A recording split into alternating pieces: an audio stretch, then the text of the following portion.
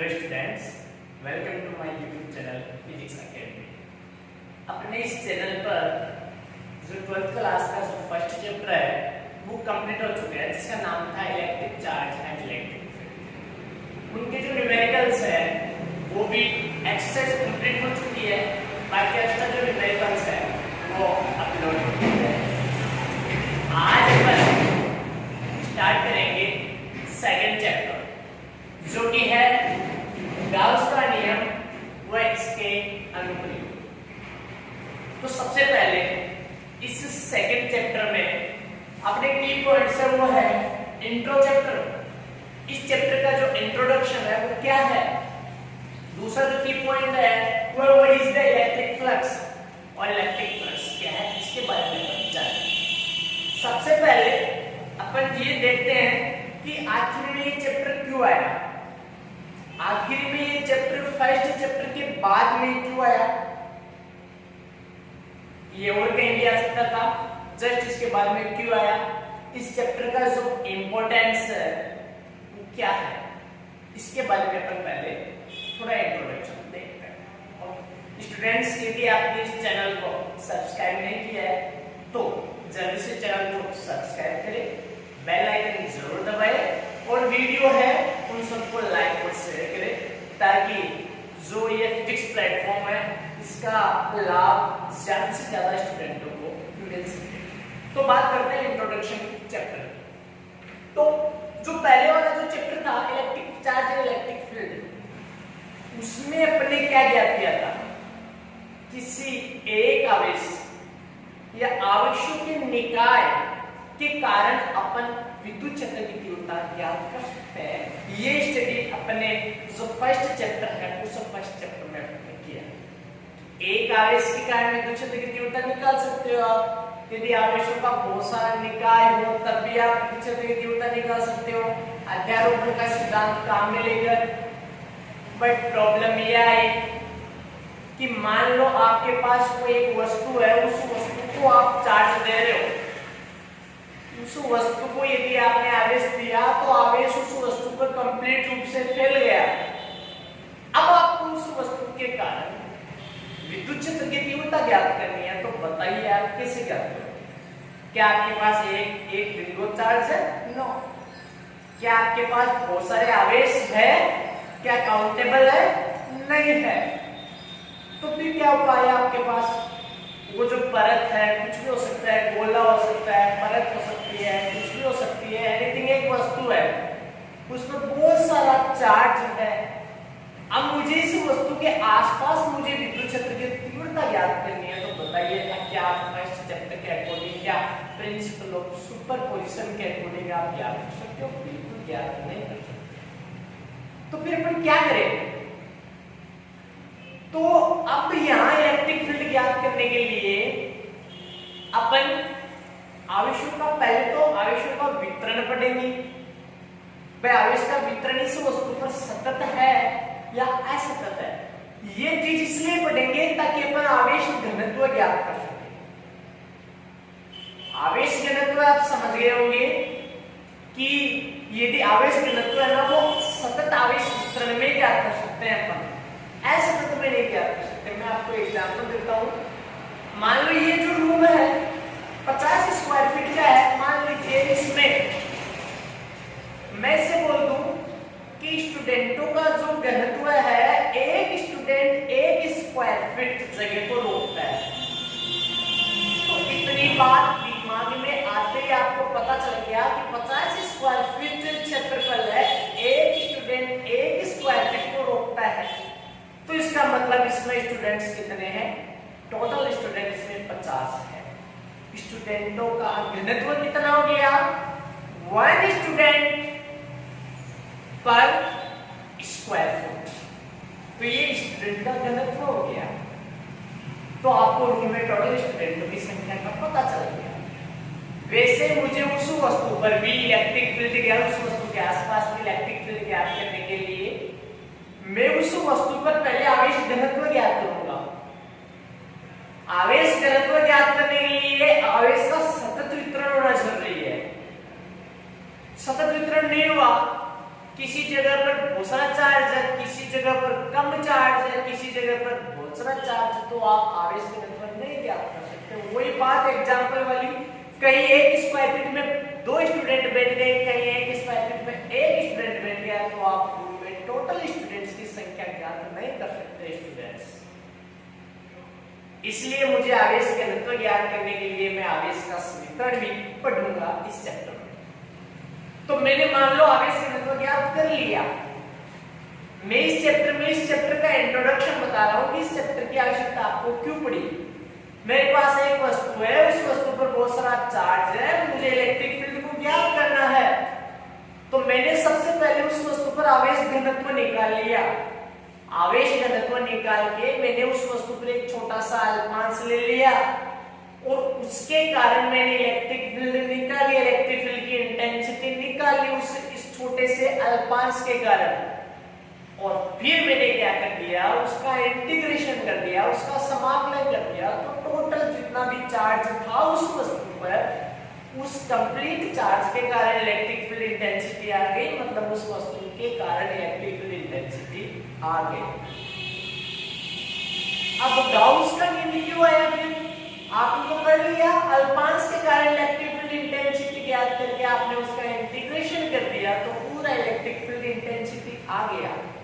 एक अल्पांश, छोटा सा अल्पांश के कारण आप इलेक्ट्रिक फील्ड इंटेंसिटी ज्ञात कर ली। अब आप उसका इंटीग्रेशन कर दीजिए, पूरे कंप्लीट वो वस्तु थी उसके कारण इलेक्ट्रिक फील्ड इंटेंसिटी आ गया। तो गाउस का नियम कहां से आपको यूज करना पड़ा? तो ये जो इंटीग्रेशन होता है, बहुत सारी स्थितियां ऐसी आ जाती है जहां पर जटिल हो जाता है, इंटीग्रेशन करना संभव नहीं होता है, बहुत सारा जटिल हो जाता है। इसलिए अपन इस इलेक्ट्रिक फील्ड इंटेंसिटी को ज्ञात करने के लिए गाउस के नियम को यूज में लेते हैं। तो आप समझ गए होंगे चैप्टर में क्यों आया, क्योंकि वहां इंटीग्रेशन बहुत सारी स्थितियां ऐसी थी जहां पॉसिबल नहीं था। इसलिए अपन यहां इलेक्ट्रिक फील्ड इंटेंसिटी ज्ञात करने के लिए किसके कारण, ऐसी वस्तु है जिस पर चार्ज का वितरण है सममित रूप से। तो यहां पर इलेक्ट्रिक फील्ड इंटेंसिटी ज्ञात करने के लिए गाउस का नियम यूज में लेंगे। पहले बताया था, वो भी अपन बहुत कम उसके चांसेस है। फर्स्ट चैप्टर में तो अपन अध्यारोपण काम में ले सकते थे, बट यहां तो नहीं ले सकते। आपको मैंने अच्छी तरीके से बता दिया है, क्योंकि चार्ज कोई फिक्स नहीं है कितने हैं। इसलिए यहाँ गाउस का एप्लीकेशन, गाउस का नियम यहाँ पर काम में आएगा इलेक्ट्रिक फील्ड इंटेंसिटी ज्ञात करने के लिए। और गाउस का जो नियम है वो डिपेंड सारा काम करता है इलेक्ट्रिक फ्लक्स पर। चैप्टर का इंट्रोडक्शन आप अच्छी तरह से आपको समझ में आ गया होगा कि इस चैप्टर का इंट्रोडक्शन क्या है। कोई वस्तु है जिसके कारण इलेक्ट्रिक फील्ड इंटेंसिटी ज्ञात करनी है, उस पर चार्ज समान सतत रूप से वितरित है, तो गाउस का नियम काम में लेते हैं। ये इसका इंट्रोडक्शन है, इसलिए गाउस का नियम आया, ये चैप्टर आया। और गाउस के नियम के लिए इलेक्ट्रिक फ्लक्स काम में आता है, इसलिए इस चैप्टर का जो फर्स्ट जो टॉपिक जो डेरिवेशन बनता है वो है इलेक्ट्रिक फ्लक्स। ओके, तो अपन स्टार्ट करते हैं इलेक्ट्रिक फ्लक्स, क्योंकि गाउस का नियम तो बाद में आएगा। क्योंकि गाउस के नियम को समझने के लिए इलेक्ट्रिक फ्लक्स चाहिए, और अपन इलेक्ट्रिक फ्लक्स को सबसे पहले अपन पढ़ेंगे। ओके स्टूडेंट, स्टार्ट करते हैं इलेक्ट्रिक फ्लक्स। तो देखिए इलेक्ट्रिक फ्लक्स क्या है, विद्युत फ्लक्स क्या है, विद्युत फ्लक्स क्या है, इसके बारे में अपन चर्चा करेंगे। इसकी डेफिनेशन क्या है? तो किसी एक समान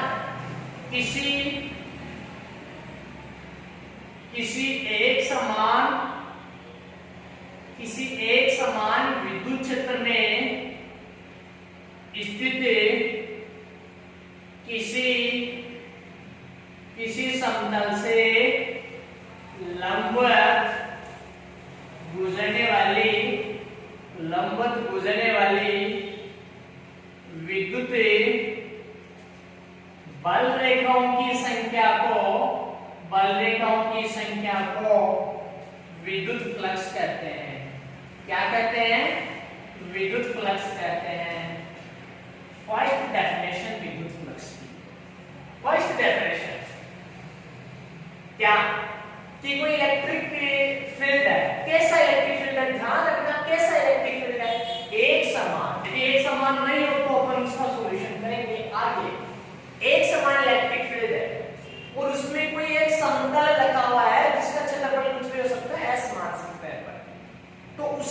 लंबवत जितनी भी विद्युत बल रेखाएं गुजरेगी उसी को इलेक्ट्रिक फ्लक्स कहते हैं। सपोज एग्जांपल देता हूं, मैंने ये मेरे पास समतल है, ये रहा समतल है, इसका मैं मान सकता हूं क्षेत्रफल S है, और ये क्या आ रही है, ये इधर से इलेक्ट्रिक फील्ड है, ये विद्युत बल रेखाएं ऐसे आ रही है, ऐसे विद्युत बल रेखाएं आ रही है, ऐसे एक समान विद्युत क्षेत्र ऐसे बल रेखाएं आ रही है, ऐसे बल रेखाएं आ रही है, और ऐसे इस समतल से ऐसे लंब जा रही है, इस समतल से ऐसे लंब जा रही है, इस समतल से ऐसे लंब जा रही है। जितनी बल रेखाएं जा रही है उसी को इलेक्ट्रिक फ्लक्स कहते हैं। इस समतल से बाहर जो बल रेखाएं जा रही है वो इलेक्ट्रिक फ्लक्स में काउंट नहीं होती है। फ्रेंड्स समझ गए आप? इलेक्ट्रिक फ्लक्स में वो विद्युत बल रेखाएं काउंट होती है जो समतल के लंबवत जा रही हो। ओके, तो ये विद्युत फ्लक्स कहलाता है। और अधिक अपन जानकारी लेते हैं इलेक्ट्रिक फ्लक्स के बारे में। तो सेकंड डेफिनेशन और है, ये तो फर्स्ट डेफिनेशन थी, और सेकंड डेफिनेशन देखिए क्या है। सेकंड डेफिनेशन क्या है इलेक्ट्रिक फ्लक्स? विद्युत क्षेत्र वह क्षेत्रफल सदिश के अदिश गुणनफल को क्या कहते हैं? विद्युत फ्लक्स कहते हैं। क्या कहते हैं? विद्युत फ्लक्स कहते हैं। एक दूसरी डेफिनेशन आ गई, कोई इलेक्ट्रिक फील्ड की है और उसमें कोई एक समतल रखा हुआ है जिसका क्षेत्रफल सदिश S वेक्टर है। क्षेत्रफल जानते हो, क्षेत्रफल सदिश नहीं जानते, मैं आपको बताता हूँ क्षेत्रफल सदिश क्या होता है। ये क्षेत्रफल है, ये इसका कुछ ना कुछ एरिया है, आप इसको S मान सकते हो ना। ये देखिए इधर रेक्टेंगल है, ये रेक्टेंगल जो रेक्टेंगल शेप है ये इसका कुछ ना कुछ एरिया है, ये इसका हो गया S क्षेत्रफल हो गया। तो क्षेत्रफल सदिश क्या होता है? क्षेत्रफल सदिश होता है वो होता है क्षेत्रफल के लंबवत। ये जो सदिश है वो क्षेत्रफल सदिश है, इसका मान होता है उस क्षेत्रफल के बराबर ही होता है, केवल डायरेक्शन और आ जाती है इसमें। क्षेत्रफल एक अदिश राशि है, क्षेत्रफल सदिश एक सदिश राशि है, मान वही होता है, डायरेक्शन जुड़ जाती है क्षेत्रफल सदिश में। किधर? तो मैं इधर रख दूं तो क्षेत्रफल सदिश इसका इधर है आपकी तरफ, मैं ऐसे रख दूं तो इसका क्षेत्रफल सदिश किधर आएगा? क्षेत्रफल के लंबवत। मेरे तरफ क्षेत्रफल आ रहा है तो लंबवत मेरी तरफ है। मैं ऐसे रख दूं तो क्षेत्रफल तो ये रहा, क्षेत्रफल सदिश इधर है, ओके राइट, इधर है। मैं ऐसे रख दूं तो क्षेत्रफल सदिश क्षेत्रफल के लंबवत इधर है। तो आप समझ गए होंगे क्षेत्रफल सदिश क्या है। क्षेत्रफल है उसका डायरेक्शन रूप और आ जाता है, इधर उसका डायरेक्शन वो क्षेत्रफल सदिश कहलाता है। तो जो इलेक्ट्रिक फ्लक्स है उसकी सेकंड जो डेफिनेशन है वो है विद्युत क्षेत्र वह क्षेत्रफल सदिश के अदिश गुणनफल को क्या कहते हैं? विद्युत फ्लक्स कहते हैं। तो इसका अपन फॉर्मूला कैसे बनाएंगे कि माना किसी एक समान विद्युत क्षेत्र, एक समान विद्युत क्षेत्र E में कोई समतल जिसका क्षेत्रफल सदिश S वेक्टर है स्थित है, तो इससे निर्गत विद्युत फ्लक्स क्या होगा? इससे निर्गत विद्युत फ्लक्स निम्न होगा। इससे निर्गत विद्युत फ्लक्स क्या होगा? निम्न होगा। क्या बताया? कोई एक इलेक्ट्रिक फील्ड है, ये रहा एक इलेक्ट्रिक फील्ड आ गया, ये एक इलेक्ट्रिक फील्ड है स्टूडेंट्स, ये एक इलेक्ट्रिक फील्ड है। और यहां पर क्या हुआ? ये तो मैंने आपको एक इलेक्ट्रिक फील्ड बता दिया, ये एक इलेक्ट्रिक फील्ड है, ये देखिए ऐसा एक इलेक्ट्रिक फील्ड है। ओके, अब यहां एक समतल रखा हुआ है, ये लो मैंने कोई भी एक समतल ले लिया, ये कुछ भी ले लिया, किसी भी डायरेक्शन ले लिया, ये मैंने एक समतल ले लिया।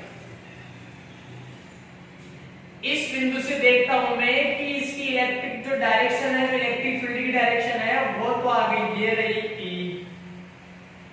ये मैंने एक समतल रखा है जिसका क्षेत्रफल तो है S और क्षेत्रफल सदिश क्या हो जाएगा, क्षेत्रफल वाला जो तल है उसके लंबवत, क्षेत्रफल वाला तल देखना आप, ये ऐसे रखा हुआ है, ऐसे ऐसे, तो क्षेत्रफल ये रहा, क्षेत्रफल वाला तल क्या हो गया, ये इसका क्षेत्रफल वाला तल हो गया, ये इसका क्षेत्रफल वाला तल है, ये इसका क्षेत्रफल वाला तल है, ये वाला इसका क्षेत्रफल वाला तल है, तो इसके लंबवत, इस क्षेत्रफल वाले तल के लंबवत क्या हो जाएगा, देखिए इस क्षेत्रफल वाले तल का लंब देखिए, ये लंब की है, इसके देखो लंब दिया ना, ये 90, ये भी 90, देखो इस लाइन के ये वाली लाइन लंब दिया ना, ये है क्षेत्रफल सदिश एस वेक्टर, ये थी ई वेक्टर, दोनों के बीच में मैंने मान लिया कि कितना एंगल है, थीटा एंगल है, दोनों के बीच में एंगल कितना है, थीटा है। ये इलेक्ट्रिक फील्ड है और जो समतल रखा हुआ है उसका क्षेत्रफल सदिश है, वो इससे थीटा एंगल बना रहा है। अभी क्षेत्रफल सदिश किधर भी हो सकता है, मैंने थीटा का लिया, स्टार्टिंग 0 भी होगा, 180 भी हो सकता है, 90 भी हो सकता है, उसकी कंडीशन पे भी आपको बताऊंगा। ओके, याद अच्छे तरीके से रखना कि क्षेत्रफल सदिश होता है वो जो क्षेत्रफल वाला जो तल होता है उसके लंबवत होता है, तो कोई प्रॉब्लम नहीं आएगी आपको बनाने में, ठीक है। तो अकॉर्डिंग टू डेफिनेशन, परिभाषा के अनुसार क्या हो जाएगा बताइए, परिभाषा के अनुसार क्या हो जाएगा, सेकंड डेफिनेशन के अकॉर्डिंग इलेक्ट्रिक फ्लक्स क्या होता है, विद्युत फ्लक्स को फाई से प्रदर्शित किया जाता है, विद्युत फ्लक्स को किससे प्रदर्शित किया जाता है, फाई से प्रदर्शित किया जाता है, फाई से प्रदर्शित करते हैं, किससे प्रदर्शित करते हैं, फाई से प्रदर्शित करते हैं। तो according to second definition, electric flux is equal to क्या होता है, इलेक्ट्रिक फील्ड एंड जो आपका क्षेत्रफल सदिश है उसके अदिश गुणनफल को क्या कहते हैं, विद्युत फ्लक्स कहते हैं, क्या कहते हैं, विद्युत फ्लक्स कहते हैं। ये मेरे पास आ गया फाई बराबर E डॉट S, मेरे पास क्या आ गया, फाई बराबर E डॉट S, क्या आ गया स्टूडेंट्स, फाई बराबर E डॉट S आ गया मेरे पास, ठीक है। तो इसको मैं खोल भी सकता हूं, फाई बराबर अदिश गुणनफल को खोलते हैं तो क्या आता है, E S cos थीटा आता है, क्या आता है, अदिश गुणनफल को खोलते हैं तो क्या आता है, E S cos थीटा आता है, ये ऐसा हो गया। मैं आपको एक बात बताता हूं कि मान लो जो बल आपको छोटे से अल्पांश से आपको इलेक्ट्रिक फ्लक्स निकालना है, ऐसा भी तो हो सकता है, ds क्षेत्रफल सदिश से, ds क्षेत्रफल से यहां पे ये जो फ्लक्स आया है वो पूरा का पूरा S का फ्लक्स आया है, जैसे ये पूरा S पार्ट है, इस S पार्ट का टोटल फ्लक्स आ गया, नहीं मुझे तो केवल इतने से पार्ट का चाहिए, इतने से पार्ट का चाहिए, तो इसका क्षेत्रफल ds ले लिया। तो ds से क्या हो जाएगा, ds अल्पांश से निर्गत फ्लक्स क्या हो जाएगा, ओके, ds अल्पांश से निर्गत फ्लक्स क्या हो जाएगा स्टूडेंट्स, तो ये हो जाएगा ds से d फाई। अरे ये छोटा सा पार्ट, इस पार्ट से कितनी बदल क्या गुजरेगी, कम, तो फ्लक्स भी क्या होगा कम, बड़ा सारा पार्ट है तो बदल का ज्यादा, फ्लक्स भी ज्यादा, तो इसको मैंने d फाई ले लिया, d phi equal to electric field तो वही है बट अल्पांश क्या हो गया, ds हो गया, और d फाई इक्वल टू या तो ds ले लो या e ds cos थीटा ले लो, ओके। और यहां से आप कंप्लीट फ्लक्स निकालना चाहते हो, यहां से यदि आप क्या निकालना चाहते हो, यहां से संपूर्ण फ्लक्स कैसे निकाल सकते हो, यहां से संपूर्ण फ्लक्स मैंने आपको बताया था, पहले अल्पांश के कारण, और फ्लक्स में भी ये बात है, पहले अल्पांश के कारण, और कंप्लीट निकालने के लिए हमेशा उसका इंटीग्रेशन हो जाता है, समाकलन हो जाता है, तो फाई इक्वल टू क्या हो जाएगा, फाई इक्वल टू हो जाएगा e ds cos, और यदि ये बंद पृष्ठ हो, यदि समतल है ना, यदि ये समतल क्या हो, यदि ये समतल क्या हो, बंद पृष्ठ हो, तो उसके लिए आगे अपने पास आ जाएगा, okay. e ds cos theta हो गया, आप डायरेक्ट आपके मन में आएगा कि डायरेक्ट इंटीग्रेशन कैसे हो गया, तो क्या हो गया, यहाँ पर ये अल्पांश के कारण है, मुझे कंप्लीट फ्लक्स चाहिए, तो कंप्लीट फ्लक्स चाहिए तो आप क्या करते हो बताइए, समेशन भी आप लेते हो, समेशन योग करते हो, और यहाँ पर ds छोटा सा है, limit ds is equal to 0, तो इसलिए क्या आ जाता है, इंटीग्रेशन का निशान यहाँ पर आ जाता है और find out ds cos theta. तो आपको अच्छे तरीके से पता चल गया कि कोई इलेक्ट्रिक फील्ड है, उसमें कोई s क्षेत्रफल वाला कोई समतल रखा हुआ है, तो कंप्लीट फ्लक्स फाई बराबर es cos थीटा होगा, complete flux es cos theta होगा। यदि आप छोटे से अल्पांश से निकालना चाहते हो तो eds cos थीटा होगा, और eds से पूरा वापस बनाना चाहते हो तो वही बात आ जाएगी, इलेक्ट्रिक फील्ड है वो कांस्टेंट है, उसको साइड में ले लो और ds का समाकलन s हो जाएगा, वही बात आ गई es cos थीटा। देखो वही बात आ गई कि पहले वाली ये वाली बातें आ गई है, आएगा es cos थीटा। आपने यहाँ छोटे से अल्पांश से कैलकुलेशन की, तो छोटे अल्पांश से कैलकुलेशन की, तो ये तो केवल अल्पांश का आ गया, ये तो केवल अल्पांश का आ गया, अल्पांश से वापस कंप्लीट बनाओगे तो आपके पास वही आ गया es cos थीटा। ये था अपना विद्युत फ्लक्स, इलेक्ट्रिक फ्लक्स। अब इसकी बहुत सारी कंडीशंस होती है कि मैंने आपको बताया था कि E और S के बीच में मैंने कितना एंगल माना है, मैंने E और S के बीच में मैंने कितना एंगल माना है, मैंने E और S के बीच में मैंने थीटा एंगल माना। तो बहुत सारे एंगल हो सकते हैं, अलग-अलग हो सकते हैं। तो मैं यहाँ पर क्या ले लेता हूँ, विभिन्न स्थितियां ले लेता हूँ। क्या ले लिया मैंने, विभिन्न स्थितियां। विद्युत फ्लक्स की क्या ले ली मैंने, विभिन्न स्थितियां मैंने यहाँ पर ले ली। तो देखना, सबसे पहले मैंने थीटा बराबर 0 डिग्री लिया। थीटा बराबर 0 डिग्री का मतलब क्या हुआ कि ये तो रहा इलेक्ट्रिक फील्ड, ये क्या है, इलेक्ट्रिक फील्ड है, क्या है, ये इलेक्ट्रिक फील्ड है। और इसमें मैंने क्या रख दिया, इसमें मैंने एक पृष्ठ रख दिया, कोई भी एक पृष्ठ रख दिया, कोई भी एक समतल रख दिया, आपको दिखाई दे रहा होगा। उसका मुंह किधर है, इधर, इसका मुंह दिखाई दे रहा होगा आपको। ये एक समतल रख दिया जिसका मुंह इधर है, और इधर ही क्या है, इधर ही तो इसका मुंह है, और इधर ही इलेक्ट्रिक फील्ड की डायरेक्शन है, इधर ही इलेक्ट्रिक फील्ड की डायरेक्शन है, और इधर ही क्या है, इस क्षेत्रफल का क्षेत्रफल सदिश है। देख रहे हो आप, ये क्षेत्रफल है, ये कंडीशन बता रहा हूँ। फर्स्ट कंडीशन ऐसे रखा हुआ है, तो इधर इलेक्ट्रिक फील्ड की डायरेक्शन है, इधर ही क्षेत्रफल की डायरेक्शन है, तो इधर ही किसकी डायरेक्शन है, ds वेक्टर की है। इस समय यहाँ पर चाहो तो ds ले लो, चाहो तो s ले लो आप, भाई ds की जो डायरेक्शन होगी वही डायरेक्शन किसकी हो जाएगी, क्षेत्रफल सदिश s की हो जाएगी। तो ds लोगे तो d फाई आ जाएगा, और आप s वेक्टर लोगे तो केवल फाई आ जाएगा, राइट। ये लो क्षेत्रफल सदिश। अब बताइए अकॉर्डिंग टू डेफिनेशन क्या हो जाएगा, विद्युत फ्लक्स क्या हो जाएगा। आप जानते हो कि विद्युत फ्लक्स होता है ना, वो होता है es cos थीटा, और यहाँ पर जो थीटा का मान है es cos 0 है, और cos 0 का मान कितना होता है, 1 होता है, और फाई का कितना आ गया मेरे पास, ts आ गया। फाई का कितना आ गया मेरे पास, ts आ गया, क्योंकि cos थीटा cos 0 का मान कितना होता है, 1 होता है। ये अपनी हो गई फर्स्ट कंडीशन। मैं यहाँ पर एक बात बताना चाह रहा हूँ आपको, ये जो फ्लक्स है वो फ्लक्स टू टाइप्स का होता है, निर्गत फ्लक्स होता है, एक प्रवेशित फ्लक्स होता है। यदि जो तल है उसमें बलरेखाएं प्रवेश कर रही है तो उसे प्रवेशित फ्लक्स कहते हैं। यदि जो आप तल ले रहे हो उसमें बलरेखाएं उससे निर्गत हो रही है तो उसे आप निर्गत फ्लक्स कहते हो। तो देखिए आपने ऐसे रख रखे हो, आप फर्स्ट कंडीशन में आप ऐसे रख रखे हो पृष्ठ को, बलरेखाएं ऐसे आई, इस पृष्ठ से आपको कोई मतलब नहीं है, आप इसका निकाल दो, इस पृष्ठ से आपको मतलब है।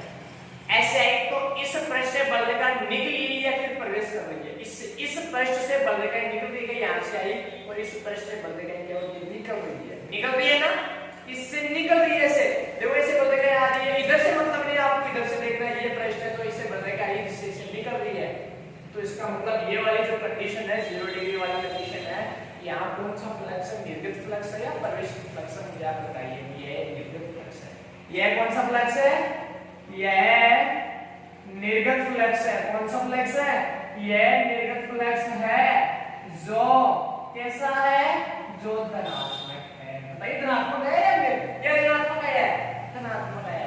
तो एक पॉइंट अच्छे तरीके से क्लियर कर लेना, कई बार कंपटीशन में आता है कि जो निर्गत फ्लक्स होता है वो धनात्मक होता है या ऋणात्मक होता है। निर्गत फ्लक्स कैसा होता है? धनात्मक होता है। निर्गत फ्लक्स कैसा होता है? धनात्मक होता है। निर्गत फ्लक्स कैसा होता है? धनात्मक होता है। आगे डिस्कस करते हैं सेकंड स्थिति की। ओके, आपने इसका स्क्रीनशॉट ले लिया होगा, जल्दी से इसके स्क्रीनशॉट लो ताकि अपन यहां वर्किंग कर सकें। तो देखो नेक्स्ट जो है सेकंड कंडीशन, स्क्रीनशॉट के लिए मैंने बार-बार आपको बोल रखा है कि जैसे ही आपको बोर्ड पे क्या स्क्रीनशॉट ले लिया तो सेकंड जो स्थिति है वो सेकंड स्थिति क्या है? यदि थीटा बराबर कितना हो 90 डिग्री हो, कितना हो 90 कंडीशन देखिए, ये रहा इलेक्ट्रिक फील्ड, ये क्या है? इलेक्ट्रिक फील्ड है और मैंने क्या कर दिया? मैंने किसी पृष्ठ को ऐसे रख दिया, आपकी बात ऐसे रख दिया। बताइए इस तल का मुंह किधर है?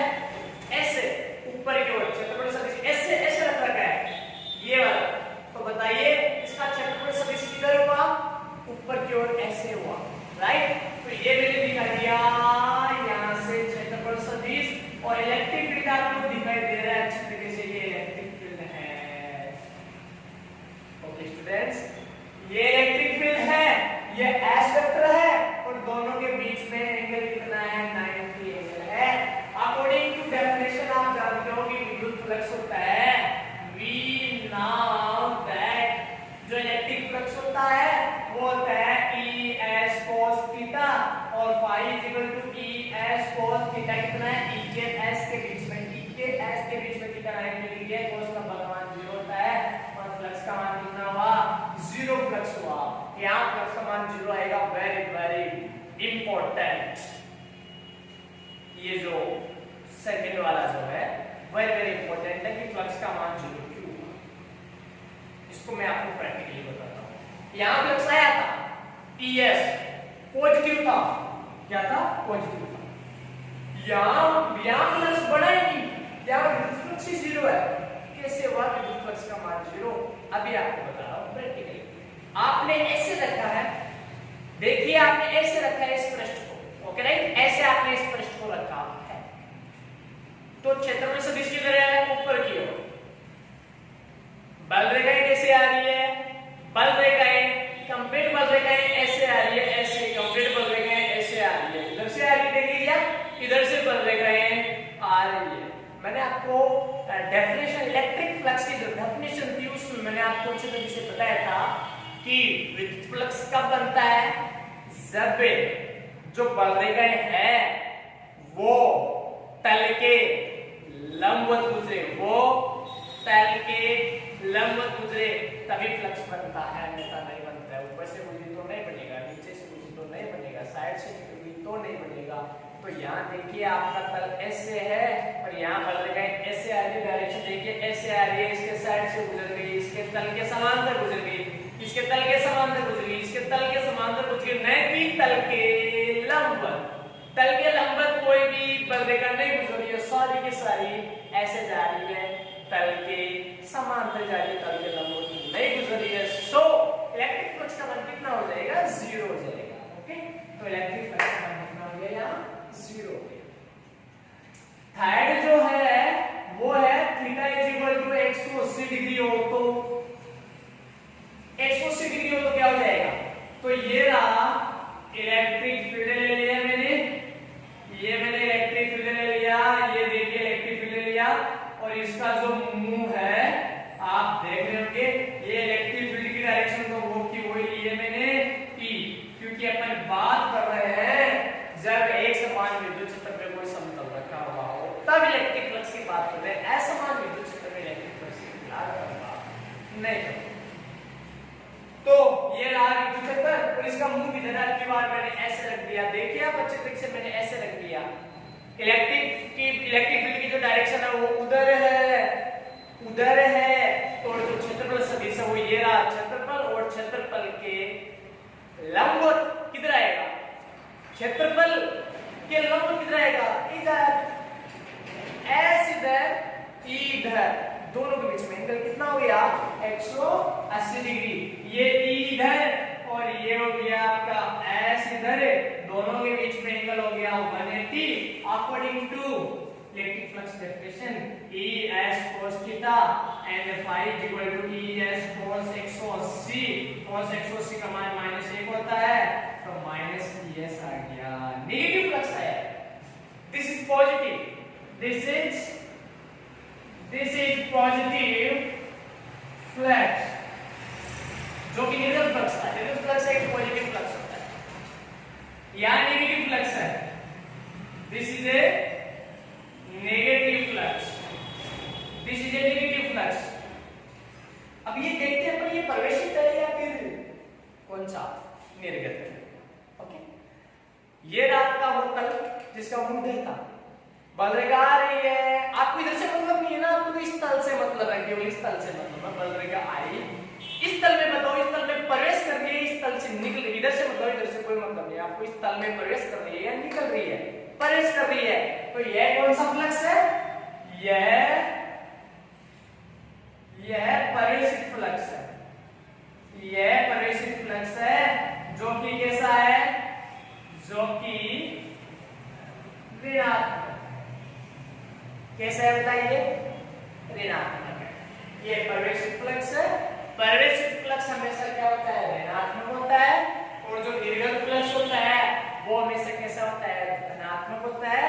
और जब विद्युत क्षेत्र और क्षेत्रफल सदिश के बीच में 90 एंगल हो तो कोई इलेक्ट्रिक फ्लक्स नहीं होता है। ये तीन इसकी कंडीशन थी, और इलेक्ट्रिक फ्लक्स अपन पढ़ चुके हैं। विद्युत क्षेत्रफल क्षेत्रफल सदिश के बीच के अदिश गुणनफल को क्या करते हैं, विद्युत फ्लक्स कहते हैं। ये यहाँ पर अपने पास कंप्लीट फ्लक्स, और ये अल्पांश फ्लक्स, अल्पांश फ्लक्स से वापस अपन पूरा फ्लक्स बना सकते हैं। ये था अपना विद्युत फ्लक्स, ठीक है। तो अब अपन देखते हैं, अपने पास तीनों कंडीशन भी आ गई। यदि कभी ऐसा हो कि निर्गत फ्लक्स भी आपको दे दिया जाए और प्रवेशित फ्लक्स भी दे दिया जाए, तो टोटल फ्लक्स कैसे निकालोगे, तो बताइए टोटल फ्लक्स का एक क्या सूत्र है, total flux is equal to क्या हो जाएगा, पॉजिटिव कौन सा है, पॉजिटिव है निर्गत, निर्गत माइनस प्रवेशित। आपको माइनस नहीं लगा देना है, वापस माइनस को और नहीं लगाना है। Total flux is equal to होता है नेगेटिव फ्लक्स माइनस प्रवेशित फ्लक्स। आपको नेगेटिव फ्लक्स दे दिया जाएगा, प्रवेशित फ्लक्स भी आपको दे दिया जाएगा, आपको माइनस वगैरह वहां नहीं दिया जाएगा, आपको माइनस में ऑलरेडी लगा चुके हैं। फिर वापस और माइनस मत कर देना कि प्रवेशित क्या होता है, नेगेटिव होता है, तो आप माइनस 1 आ गया और माइनस कर दो, प्लस हो जाएगा। जैसे आपको दे दिया जाए, एग्जांपल ले रहा हूं कि किसी समतल से निर्गत फ्लक्स है ना, वो 8 वेबर है, 8 वेबर, 8 वेबर ले सकते हैं, या फिर अपन क्या ले लें यहाँ पर, मैं आपको अभी बताऊंगा। इसके मात्रक विमा मैंने कुछ भी नहीं बताया है, मैं आपको बताऊंगा कि इसकी मात्रा क्या होती है, विमा इसकी क्या होती है। तो देखिए मैंने ले लिया कि 8, और जो मात्रक होता है ES होता है, E क्या होता है, इलेक्ट्रिक फील्ड, इलेक्ट्रिक फील्ड की क्या होती है, न्यूटन प्रति कूलम होता है। कितनी होती है, न्यूटन प्रति कूलम पता होगा आपको। E बराबर F Newton cube coulomb, Newton प्रति कूलम इनटू क्षेत्रफल मीटर स्क्वायर। किसी समतल से निर्गत फ्लक्स 8 न्यूटन प्रति कूलम इनटू मीटर स्क्वायर है, वह जो प्रवेशित फ्लक्स है उससे प्रवेशित फ्लक्स है वो 4 न्यूटन इनटू मीटर स्क्वायर प्रति कूलम है। तो बताइए इस पृष्ठ से निर्गत विद्युत फ्लक्स क्या हो जाएगा, बताइए निर्गत विद्युत फ्लक्स क्या हो जाएगा, अपन जानते हैं phi total is equal to क्या होता है, निर्गत माइनस प्रवेशित, निर्गत है 8 माइनस प्रवेशित है 4, तो कितना आ गया 4 न्यूटन इनटू मीटर स्क्वायर प्रति कूलम आपके पास आ गया। ये था अपना क्या एग्जांपल था टोटल फ्लक्स निकालने का। ओके, तो ये अपना क्या हो गया, टोटल फ्लक्स की पूरी कंप्लीट स्थितियां हो गई, और फ्लक्स का मात्रक यहां दे देते हैं, एग्जांपल हो गया। बताइए फ्लक्स का मात्रक क्या हो जाएगा, फ्लक्स का मात्रक यहां भी निकाल लेते हैं, तो फ्लक्स का जो मात्रक है वो क्या हो जाएगा, मात्रक हो जाएगा एमकेएस मात्रक, यहाँ पे हो जाएगा ईएस कोष्टक है तो ई का क्या हो गया, न्यूटन प्रति कूलम इनटू क्षेत्रफल का हो गया मीटर स्क्वायर, न्यूटन प्रति कूलम इनटू मीटर स्क्वायर, और जो सीजीएस मात्रक है वो हो जाएगा न्यूटन का हो जाता है डाइन और मीटर का हो जाता है सेंटीमीटर स्क्वायर और कूलम का हो जाता है स्टेट कूलम। ओके, ये इसका कौन सा मात्रक है, सीजीएस मात्रक है, स्क्रीनशॉट ले लिया होगा आपने इसका। तो ये इसका क्या है, सीजीएस मात्रक है। तो अपने पास विद्युत फ्लक्स की अपने मात्रक निकाल लिया, तो अपन अब यदि विमा निकालना चाहे तो कि विद्युत फ्लक्स की विमा क्या होती है, वो विमा निकालने के लिए न्यूटन बल की विमा होती है, वो क्या होती है, F बराबर m a m1 Lt - 2 m mass a acceleration Lt - 2 metre square l square बटे में कूलम की a1 t1 तो इसकी जो विमा है वो विमा हो गई m1 l2 l1 l3 a-2 एक हो गया तो t-3 एंड a-1, ये इसकी क्या हो गई बताइए, ये इसकी विमा हो गई। ये अदिश राशि है सदिश राशि है, विद्युत फ्लक्स ये है, एक कौन सी राशि है, अदिश राशि है। विद्युत फ्लक्स कौन सी राशि है, एक अदिश राशि है। अदिश राशि क्यों ही आपको क्यों पता चला कि विद्युत फ्लक्स एक अदिश राशि है, क्योंकि यह दो सदिशों का अदिश गुणनफल है, क्योंकि यह दो सदिशों के अदिश गुणनफल से प्राप्त होती है, और आपको पता है दो सदिशों के अदिश गुणनफल से हमेशा अदिश राशि प्राप्त होती है, दो सदिशों के सदिश गुणनफल से हमेशा सदिश राशि प्राप्त होता है। तो यहाँ पर अदिश गुणनफल से जो राशि प्राप्त होती है वो कौन सी राशि है, अदिश राशि है, इसलिए विद्युत फ्लक्स एक अदिश राशि है। और उसका जो मात्रक विभव है मैंने आपको बता दिया, उसकी तीनों कंडीशन मैंने आपको बता दी, कब पॉजिटिव होगा, कब नेगेटिव होगा, कब जीरो होगा, उसके डेफिनेशन मैंने अच्छे तरीके से बता दी, उसका एग्जांपल भी अच्छे तरीके से बता दिया, और इस चैप्टर का इंट्रोडक्शन भी अच्छे तरीके से हो गया कि मुझे यहाँ गाउस के नियम से इलेक्ट्रिक फील्ड इंटेंसिटी को ज्ञात करना है, क्योंकि उधर फर्स्ट चैप्टर में जहाँ पढ़े थे उससे बहुत सारे आपको प्रॉब्लम आएगी अदर फील्ड में, ठीक है। इसलिए यहाँ गाउस का नियम लाया जाएगा। गाउस के नियम को पढ़ने के लिए अपन पहले इलेक्ट्रिक फ्लक्स का इंट्रोडक्शन अच्छे तरीके से पढ़ रहे हैं।